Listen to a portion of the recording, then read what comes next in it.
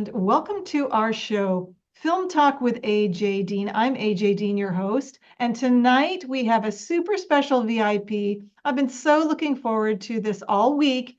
We have George Sirois. He is a author, voice actor, audiobook narrator, and podcaster. Let's give him a super warm welcome. Hey, George, how you doing?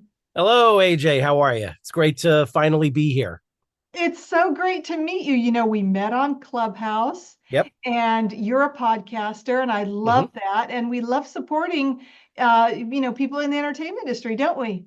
Oh, yes. Yeah, that's something that I always love to do on my own show. Just give a platform to as many different creatives as possible, and just not even limit it to authors. I keep it open to also to voice actors, to filmmakers, to stand-up comics, to producers, musicians. It's always just so much fun. That's wonderful. I love that you do that. And I love your setup there. You've got, the classic on air lighting there in neon Yes. and your wonderful microphone. So you hmm are all set. It's just real, it's so much fun. And you even have the walls decorated with your posters, Excelsior. And we've got that hmm right on our second screen. Let's talk about that. We have Excelsior and Ever Upward. Take it Yes. away, George. Tell us about your novel.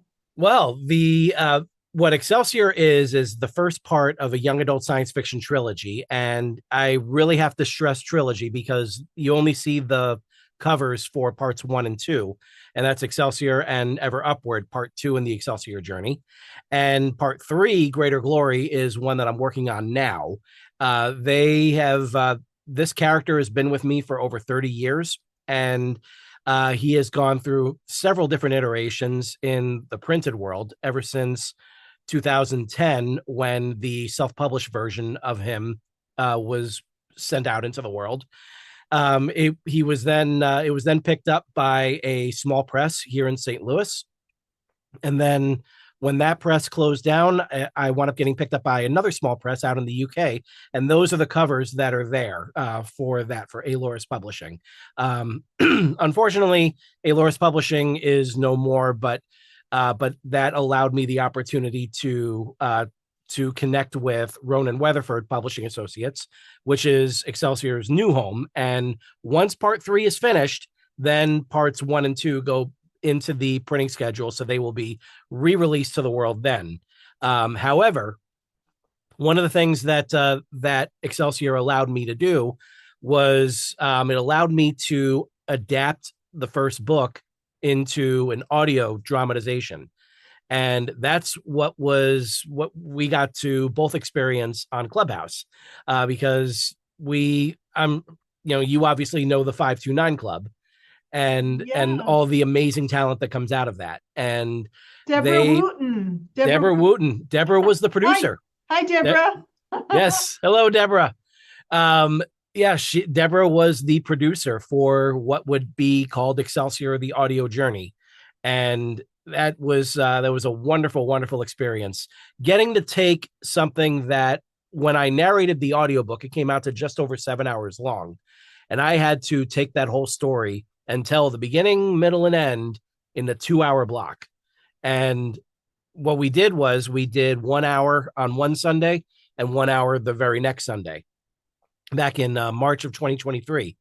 And I had the opportunity afterwards to take that recording, clean it up a little bit, take out a couple of the Clubhouse glitches that that always seem to happen, but at the same time they were very minimal for our production.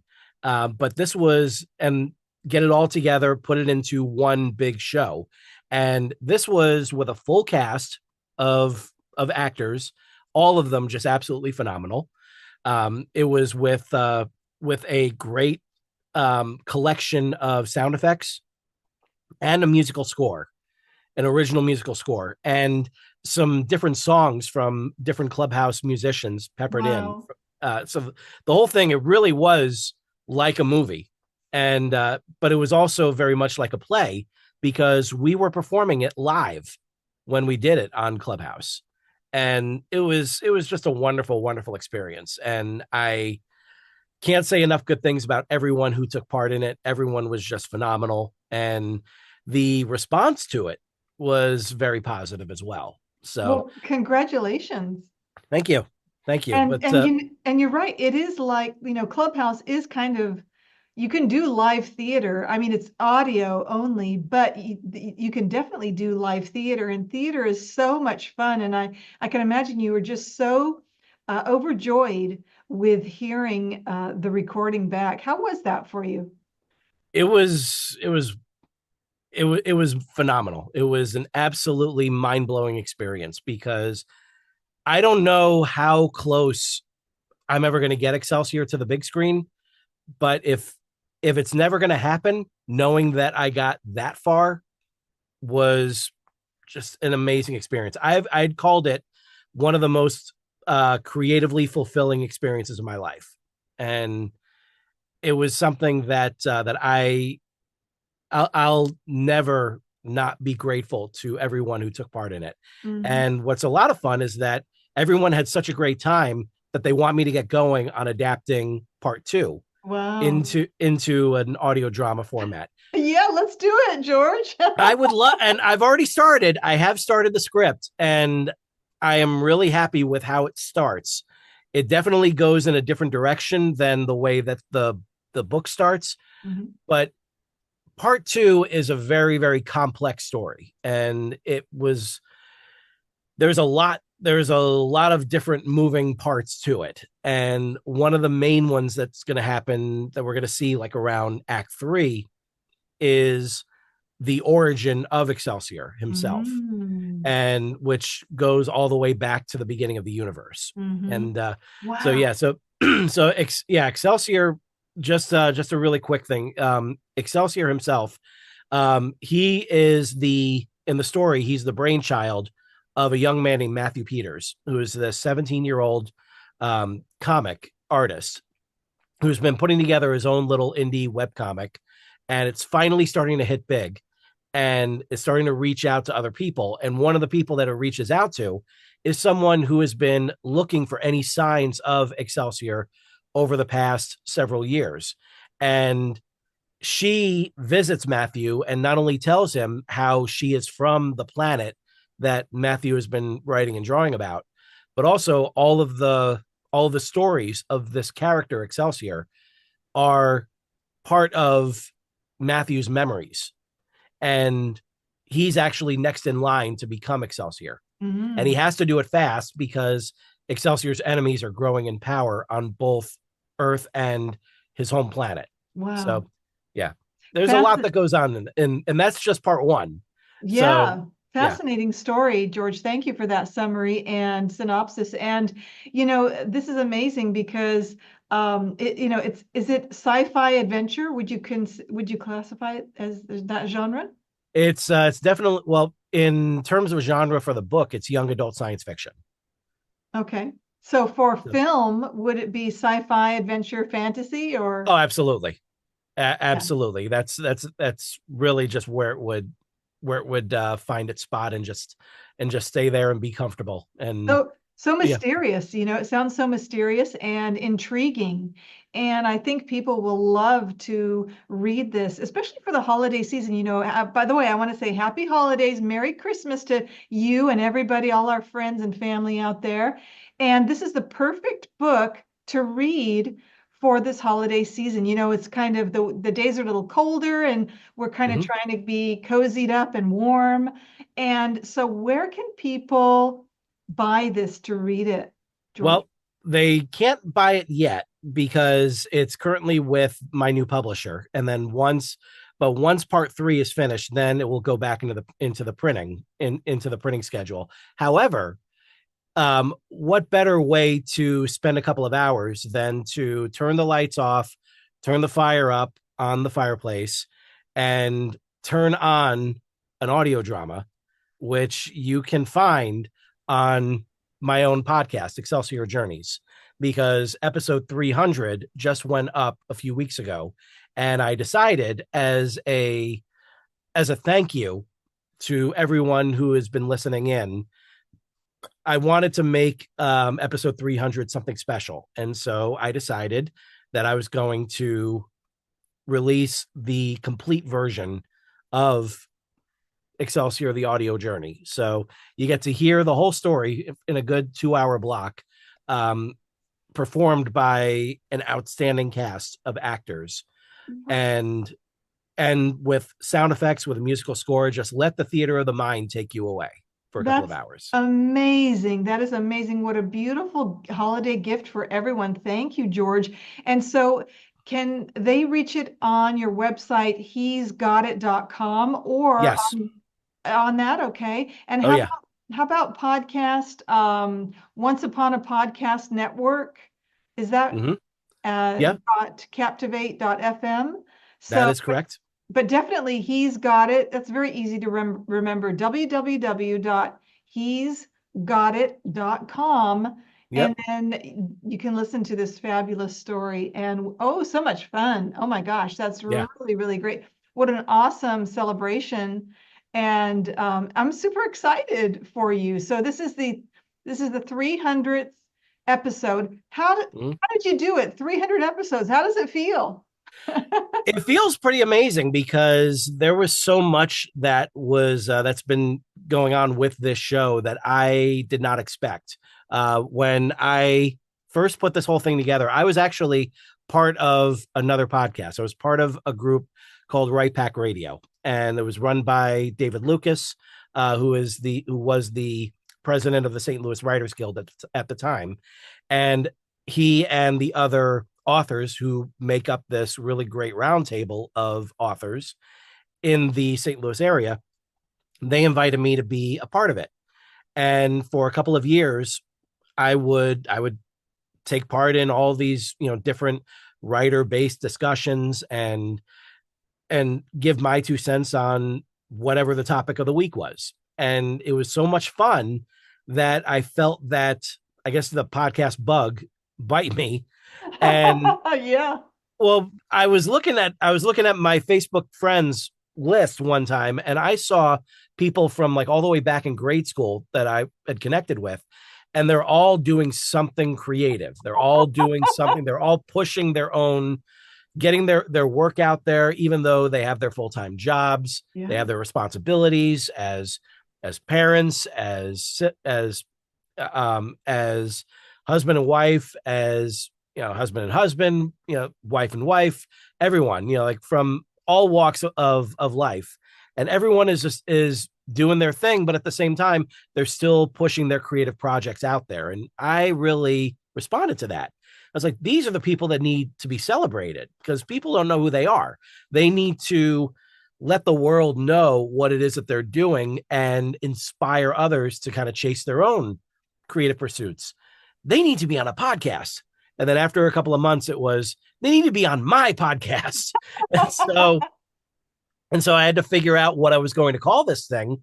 And David, once again, to the rescue, because he just happened to see my banner that was promoting my first book. And he just points to that and just goes, "What about the Excelsior journey?" And I looked at it. I was like, okay, yeah, that'll work. But let's pluralize it. Let's call it Excelsior Journeys, because everyone has their own. And I reached out to the same cover artist who did the work on both Excelsior and Ever Upward. I told her what I had in mind for a podcast cover art, and she produced it in less than an hour, and it was perfect. It was absolutely bright on the very first try. And I said, "That is it. How much do you need?" I paid her, and I was off and run. And then just a couple months later, I was ready to go. That's awesome. And everybody is doing a podcast. It really emerged during COVID and the pandemic that Oh we all yeah, went through. And it's just a wonderful thing because anyone can do it. If you have a mobile phone, even, or whatever, you can do lives on Instagram, however you want to do it. There's multiple ways, right, George, of doing a podcast. absolutely. So And I would also stress that after, if you're going to do an interview show, definitely go within your own pond to start things off, but don't limit yourself to that, because you never know who else might be interested in coming on your show. And so just reaching out to some other people that I knew on Facebook that had inspired me when I was younger. That led to one of the most amazing months that I've ever had on this show, and that's when I had so many different people that took part in the 1986 animated film Transformers the movie, and I got to celebrate the 35th anniversary of the movie by having the writers Ron Friedman and Flint Dille on one week. I had voice actors on for another week, and these are all like legendary voice actors. I had Susan Blue, Greg Berger, Michael Bell, Neil Ross, and the great Victor Caroli, the man responsible for all of the commercials. And I had Vince DiCola, who not only did the score to the movie, but also did the score to Rocky Four.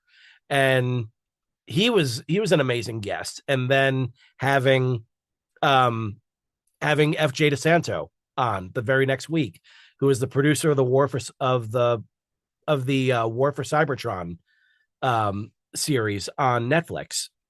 And then we capped it all off by having by me guesting by me having two of the designers, the current designers from Hasbro, on to talk about the legacy. It was Wow. it was an amazing month, and you would not have thought that I would have had the guts to actually reach out to these people. But You did it. the more I was doing the show, the more I realized, like, why not? Yes. Why Why not? not? You find the right way to reach out to someone, Oh, yeah. and just ask. You never know. You never And know. And it's a yeah. nice, us congratulations on that. I'm so proud of you and happy for you. And it really is a wonderful thing when you can share other people's message. And that's so important as a Mhm. podcaster. And I love that. So thank you, George, for that. And also you mentioned, you touched on, Missouri and the Writers Guild, and you Mhm. served as president from 2017 to 2018. Yes. And how was that? Could you share with us a little bit of, the things that you did there? How did you improve it, or some decisions that you made? What did you find most interesting about being as the president of the Writers Guild? That was very interesting because that all started because it just so happened that my previous publisher, the one that was based out of St. Louis, was the president of the Missouri Writers Guild.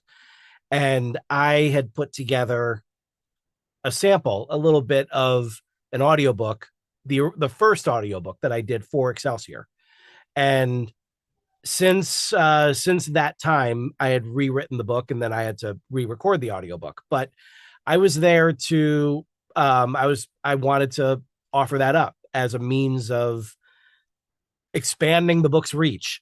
And that's one thing I always say when people are asking about whether or not you should, they should do audiobooks for their own books. Yes, yes, 1,000 times yes. And I'm not just saying it because I'm a narrator as well, but I reached out to the president, Robin Tidwell, and I asked her for her thoughts on what I had recorded, and she wasn't able to hear it yet because she was in the middle of planning the Missouri Writers Guild meeting for that year. And I said, "Well, if you need any help with the board, just let me know." And I thought that was the end of it. And then the actual event happened in 2016, and it was set in Kansas City, and so I couldn't have gone that time around. But I was just relaxing at home, and I saw a couple of people chiming in on my Facebook saying congratulations. I was like, for what? Wasn't sure what was going on.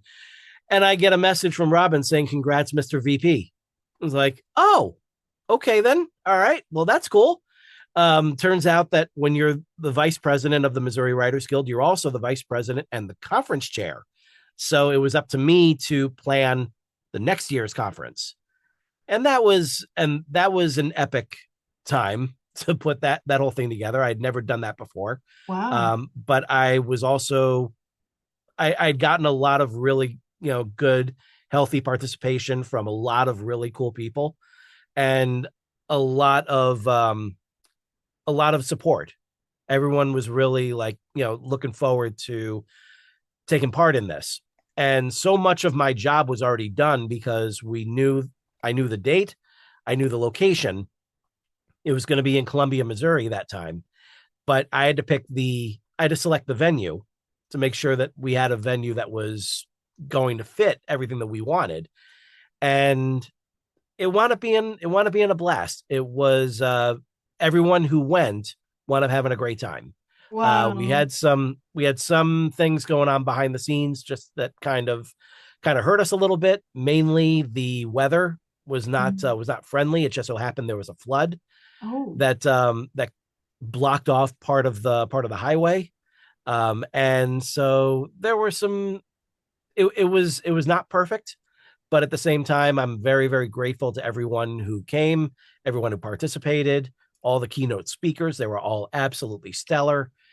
And by the end of it, the board decided that I would become president for the next time around for wow.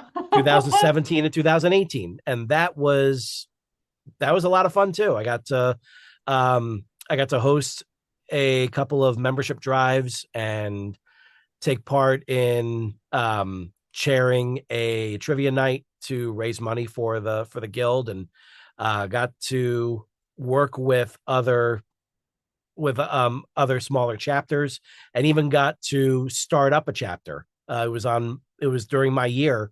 That's when the Hannibal Writers Guild started, and the fact that Hannibal, Missouri, the home of Mark Twain, had not had a writers guild until then, it just seemed like that it would have been it would not have been smart for me to have passed on that opportunity. Right, But right. I am glad that I went forward with it, and that guild is still going today.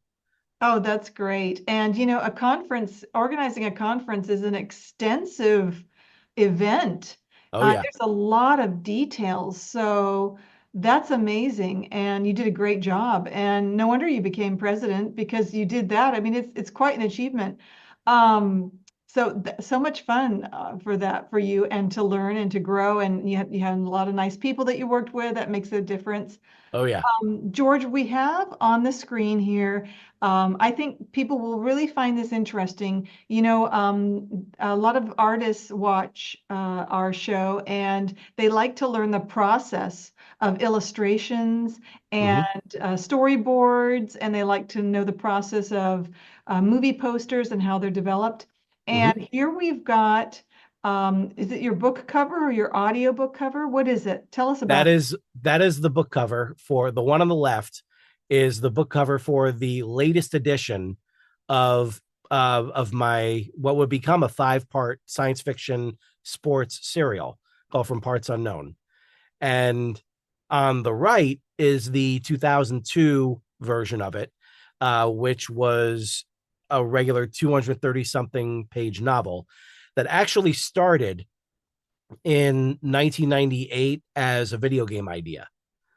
And I wanted to actually, like, I'd been kicking around this one idea since 1995, and started to take shape in 98 when I decided I was going to put it together as a video game concept. And once I did that in 99, I thought, well, let's see how it is as a treatment for a script. And so I wrote it as a treatment, and then let's see how it is as a script. And I wrote over a dozen drafts of that script, and one of them even got picked up um, by this really interesting little film festival, the New York International Independent Film and Video Festival. And Cool. so they had a section there for people to just kind of like have a little table and hawk their screenplays. And I got to do that at Wow. and that was set up over in Madison Square Garden. And so it was a lot of fun. And it just so happened that that was during the time that I worked at Two Penn Plaza, which was the office building connected to Madison Square Garden.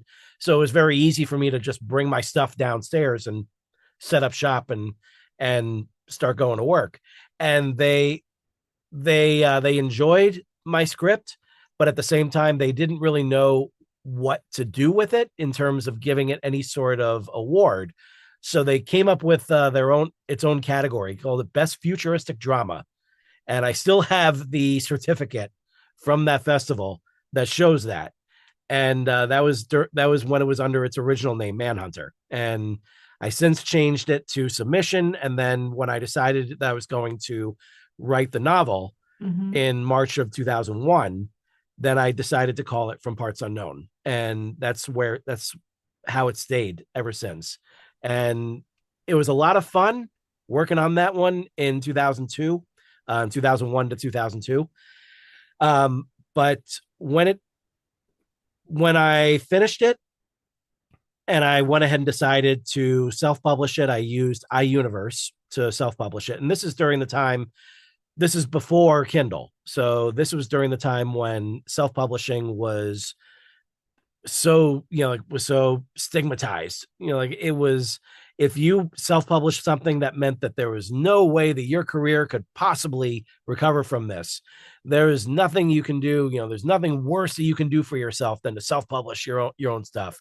All you'll have is just a bunch of books sitting in a garage, and nothing will come of it. No one will know you, and everyone will hate you. Like, that's basically what was said about self-publishing back in 2001 to 2002. Fast forward to 2009, when the same book, The Complete Idiot's Guide to Publishing Science Fiction, had just a paragraph about self-publishing. Fast forward to 2009, and you have The Complete Idiot's Guide to Self-Publishing. So isn't that something, George? That's the way. It's amazing how things go that way. But in 2011, I read the book one more time, and I realized that I didn't like it anymore. I liked the story, but there was a lot that needed to be done. Like, I'm not sure if your viewers ever saw the 2014 remake to RoboCop, but there is a great scene in that where Alex is basically asking the Omnicore doctor that's been working with him to show him what the damage is to his body. And they basically just pull away all of the robotic parts that shows there's nothing but his head, his lungs, and one hand. That's all that's left of Alex Murphy. Wow. Yes. That's basically what was left of the original version of From Parts Unknown by the time I finished going through the process that would eventually be this 5-part miniseries that I did, this 5-part serial, because I just kept on adding more and more to it. And it got to a point where I felt like I was going to deliver like this huge brick of a book for people. I was like, I can't possibly do that, but I can break it up into smaller parts.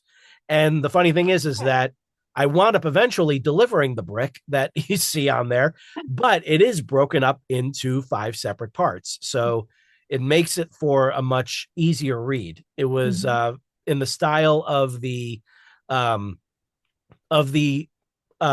old episodes of G.I. Joe that would start their seasons with a 5-part episode.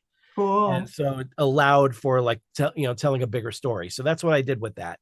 And that is also found a home at Ronan Weatherford. And so that is currently being prepared for a 2025 release. Wow. And they're congratulations. Yep. And they're not only going to release it as 5 separate ebooks, but they're going to combine a couple of them and release it in paperback as a trilogy.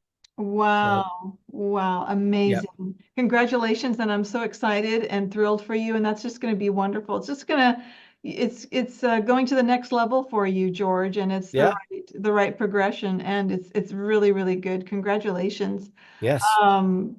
So I have another wonderful picture here of you and our wonderful President Joe Biden. And so I love this. I love this photo. Tell us about it. How did you meet him? What did he say to you? All that good stuff, George. Well, back in 2008, during the time that he was running for president, this was when he said the famous phrase about Rudy Giuliani. He said that everything out of Rudy Giuliani's mouth is a noun, a verb, and 9/11, and that pretty much stopped Giuliani's progression as a presidential candidate. It wasn't too long after that. That's when Giuliani suspended his campaign. But Biden was still going at this point. He was running low in the polls, but he was still there. And he had just come out with his own book, and he was promoting it on the Today Show. And it just so happened that there were several people that were from Biden's campaign. One of them was someone that I worked with, and over at because I worked at a nonprofit company for several years called Hadassah, the Women's Zionist Organization of America, and I was on my way over there, and I decided I was going to go over to the Today Show, and I knew that Joe was going to be there, so I waited, and sure enough, he came out to greet his people, and I was one of them. And so I still have the bumper sticker that he signed, and it was a lot of fun. And I got to tell him that my mother is was living in Delaware, which she still is, and so he was thrilled to hear that, and got a great picture of us. The funny That's whole cool, isn't it? the whole experience was really cool. It was a great way to start the day, Yeah. because I got my bumper sticker. I got a picture with him, and sure enough, who knew that several months later, I would. Turns out that I had taken a picture with the vice president of the Isn't that United States. something? Isn't that something? And look at that smile. What a great smile he has, doesn't Oh he? yeah, sure does, sure And does. how nice. He shook your hand. Um, Yep, I believe in that photo, it looks like in your left hand, you've got the bumper sticker. Is that right, that he signed? yep, yeah. The person that took the picture, I meant to hold it up a little bit, but she wound up taking the picture really quickly. Oh, fast. Yeah. So unfortunately, I didn't have time to hold it up. But That's okay. um, We can see it. It looks yeah, great. yeah, And what a great, and what's so interesting is you've got this iconic corporation, Pepsi, behind you. Isn't that yep. something else, George? What do you? That's something. Like that's New York. That's really what it was like. There was always something going on, and sure enough, you would wind up shaking hands with a presidential candidate who would Right. later become vice president, who would later become president. So that was a good day. What I'll an just say that amazing was a day. really good day. Yeah. I love this photo. What an amazing day. And that's so great. What a great memory for you. Mhm. And speaking of great memories and things, you have done voice, you're a voice actor, and you've done narration, Yes. and of course, and then, so are you open to acting roles in movie, TV, and films as like an actor? Oh, of course. I got my degree in theater. I went to college at Marymount Manhattan College, and I studied theater, concentration in acting. I got my BA from there, and it was something that I've always loved, always been a part of, and um, getting to getting to do audiobook narrating, it allows me to do that. To get I get to perform. I get to be a one man show, and Great. that in itself is it opens things up to having so much fun. The It one I really just is. the one I just did, and I can't say I can't give the title away of Okay. for the one that I did, but it's my first project with Encyclopocalypse Publishing, Wow. and these guys are amazing. I looked them up. I'm a sucker for like behind the scenes books about films, about franchises and things like that. And they have a great collection of not only behind the scenes stuff, but also very random movie tie-in novelizations. So they'll reach out to different filmmakers and get the rights to do a novelization. And then from there, they'll get someone to do the audiobook of the novelization. So one of the books that's in my library, on my Audible library, is the novelization to Attack of the Killer Tomatoes. Oh So my gosh. yeah, and that sort of stuff, it was just like, I love this. Just the fact that those guys went for it. I think it's great. And it's a good book too. It's a really good book. Like it takes the subject matter as seriously as you can, but at the same time, it's also funny as hell, just like the movie. So so I reached out to them and I said, is it possible for me to send some samples so I can maybe narrate one of your books in the future? Wow. And maybe an hour later, that's when they said, well, we went on your website. We already heard the samples. So we would love to have you come on board. So, Wow. Great. and then they offered an audition that day, and I went ahead and did it. And I found out the next day that the author of the novelization, that I will not reveal yet, but he really enjoyed what I did, and it was great. It was a great opportunity, um, and then what was even better was the movie itself was available on Tubi, so I could go ahead and take a look at it and have a blast watching it, because I definitely did. And I could see like, oh, I can do that, and I can do that, and I can have fun with that voice, and that voice that really sounds like a choice. So I'm gonna really try to get that one, and just have a lot of fun doing it. And then since so many of the references are updated, I was like, well, I'm gonna have some fun with this too. So I started figuring out like, oh, this character would be great to try this kind of voice. And so the whole thing, it was a great experience, and I'm so glad that I already finished it.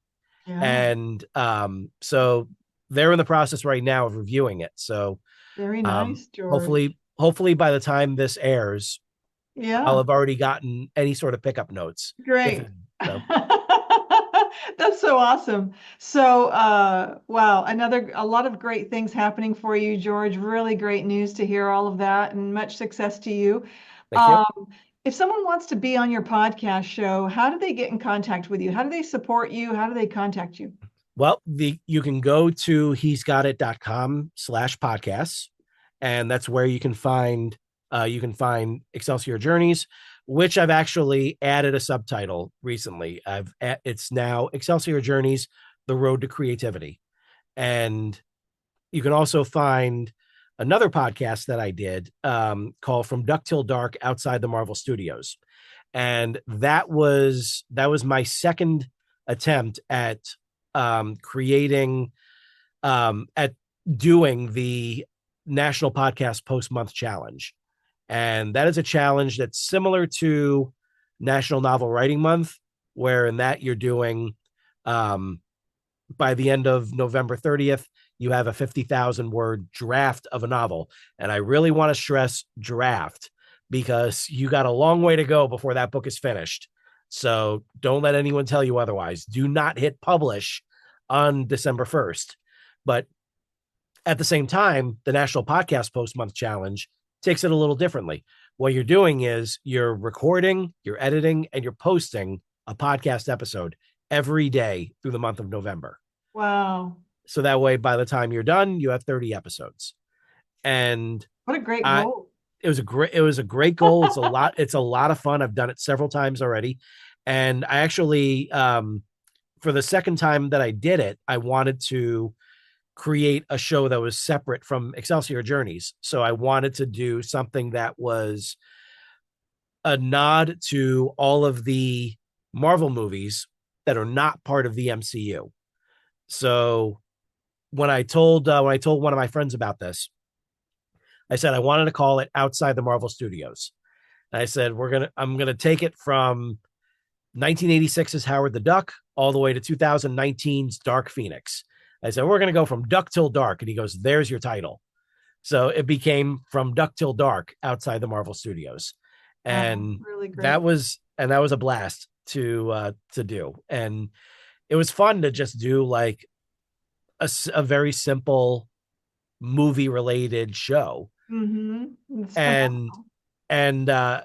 listening back at it, I wound up having so much fun with it that I think for next year, for the for the challenge, I'm going to do another season of it. And because there have been other movies that have come out Yeah. since then. That's true. And there are all the Sony movies where they tried to do a Spider-Man universe without Spider-Man. Right. They have Spider-Man No Way Home, where they integrated both the Tobey Maguire movies and the Andrew Garfield movies. They have the Into the Spider-Verse and Across the Spider-Verse animated movies. So I have space. I Mhm. just might be able to complete 30 episodes. Sure. And just You can just do looking it, at George. just looking at Deadpool and Wolverine, like that's a love letter to the Fox X-Men universe. So It is. And we love all of those films and everything to do with that. So that's a great project, George. Thank you for yeah, sharing that. And um, you know what? I have enjoyed this so much. We're going to have to start wrapping our show up soon, yeah, but I wanted to ask you a few more questions, if I may. sure. Um, Number one, do you have anyone you'd like to give a shout out to? You've worked with a lot of great people. Anybody you'd like to give thanks to? Um, yeah, actually, like obviously, Deborah Wooten and the 529 Club for bringing Excelsior the audio journey to life the way that they did. All of the actors just doing an absolutely stellar job. Um, and my brilliant sound effects technician, Charles Coates, who was up at all hours of the night before we actually went live, and still putting together the sound effects for that. I'll never ever forget that. Um, and my entire cast was fantastic. And I definitely I definitely must have done something right in this world, because doing this project allowed me to link up with Audra Angelique, and she is just a force of nature in terms of Phenomenal. creativity. Yeah, oh yeah, And she is absolutely. she is someone who you better not have an idea that you're just kind of floating around and then tell her, because she will force you to make it into a reality. So she is someone who is so enthusiastic and so giving of her time, her talents, Yeah. and she was definitely the right person for me to share a short screenplay that I wrote, that Deborah actually kind of inspired, Oh, because she let me know that the SIFCA film festival oh yeah, in that's wonderful. 2023 Hmm. had a short screenplay category. Oh, fabulous. And so that inspired me to finally get going on this one idea that had been rattling around in my head for many years. And I just had no idea how to present this idea, whether it was going to be a short story, whether it's going to be a novel, whether it's going to be a television show or whatever. So I just wrote it as a short screenplay, and it became this script called Minus One Plus, and which actually takes place in the same universe as Excelsior, only it Wow. takes place many years afterwards. And it was a great, not only a great experience, um, but I was very honored that it picked up an honorable mention Hmm. award, and that inspired me to reach out to other film festivals. And so it's been named as official selections for different festivals.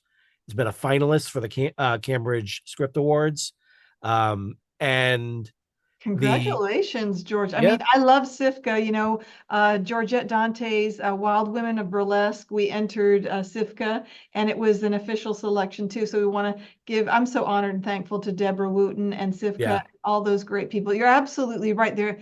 Aren't they charming and wonderful? they really are. Like that whole group they really feel like family.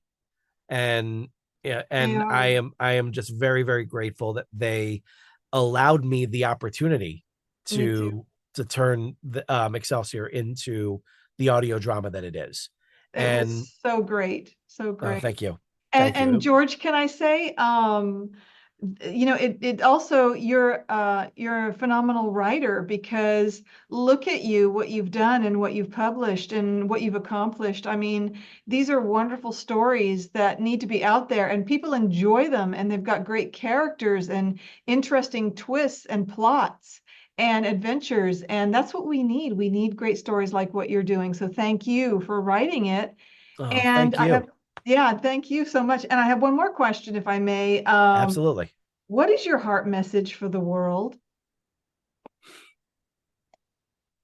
My heart message for the world. I really just I always end my show with the simple phrase ever upward. Um just keep pushing yourself to get better in everything that you love. The moment you believe that you're the best at something, that's when you're going to stop. That's when you feel like you have nothing more to learn. That's usually when something happens that reminds you that we all need to keep learning. We all need to keep pushing ourselves. No matter what, we're never finished in what we do.